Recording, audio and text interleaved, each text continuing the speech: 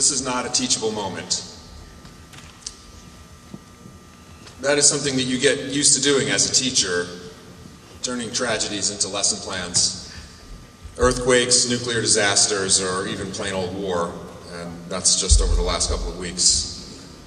We make meaning out of these things as an exercise, as a way of trying to understand the world around us, as a way of staving off despair. It's a part of what I get paid to do, and I take my responsibility very seriously. But since Kellan died, I have lost the ability to do this without breaking down in front of my students. While I was writing this the other day, I received an email update from the New York Times education section entitled, 20 Ways to Teach About the Disaster in Japan Across the Curriculum. And all I could think about was, I am so tired of the phrase across the curriculum. Why not teaching across the gymnasium or, from the podium to the bathroom or something? In the fall of his senior year, Kellan took a class I was teaching called Literature of Dystopia and Decline. The subject matter was right up his alley. End-of-the-world disaster stories with characters bravely facing up to grim choices. When it was time to write the final paper of the semester, we went around the room and I asked each student to share with the class the topic they had chosen for their essay. Some of the topics were like how human societies are doomed to fail, why people are bad, things like that. Kellan was one of the last students to go, and when it was his turn, I asked him, what was his essay going to be about? He just smiled around at everyone and said, "It's about love."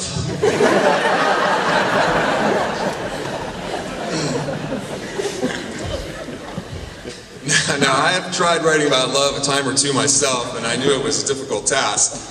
I'd even been asked to write something about love and read it at a friend's wedding, and it was, if I don't say so myself, some of my best work. It was very well received at the time. Unfortunately, my friend's marriage only lasted 3 years, and although none of the parties involved blamed me directly in any court documents, I haven't been invited to speak at any weddings since then either, or DJ. Kellan's love essay turned out about how you would expect coming from him. During the draft process, I tried to move him off his rather dim view of the subject, but to no avail. In the concluding paragraph of that essay, Kellan wrote, "Part of the magic behind the idea of love is its mystery. When science starts to tell us what is really happening when two people fall in love, many will be disappointed to find out that it isn't magic. What love really represents to the multitudes is hope. And as the mystery around love slowly begins to be solved, that hope will start to fade." In retrospect, it probably should have been Kellan who spoke at my friend's wedding. Although it's hard to see how that would have been me, actually. There's no way to make sense of what the Ward family has suffered. And yet, that is what we are all trying to do today, in spite of ourselves. We have come to hear and tell stories about a young man we loved who was gone, to try to find room for the fact of Kellan's death within the fabric of our lives. Well, this is a fallacy, of course, that the rest of our lives make any sense at all. Sonoma Academy is such a safe and comforting little place that we forget that basic truth sometimes. I think that what scares us about times like this is that we are confronted with the harsh incomprehensibility of our lives. What are we supposed to do? How are we supposed to feel? What next? In the past month, I've spent a lot of time giving my children inexplicable hugs. On my way home from work, I find myself calling up old friends I haven't spoken to just to hear their voices and feel the comfort of connection. We loved Kellan. Love can mean many things. These days, for me, it has become a way of attempting to bring comfort and coherence. Tough love, people say, as if there's any other kind.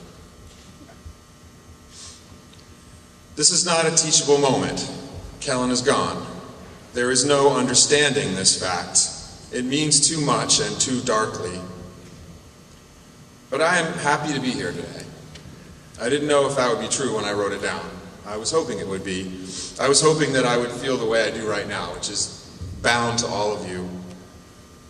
The word community gets thrown around a lot, but it has never felt more real to me than at this moment. as we all reach out to each other and try to make the burden of Kellan's death feel a little lighter. In talking to many of you over the past few weeks, one of the things I heard over and over again was how good it felt to have earned Kellan's respect in some way. When he found out that I had written my graduate thesis on the Mafia, Kellan asked if he could read it. He took it home, and a few days later he came into class and announced, "I read your report on the Mafia."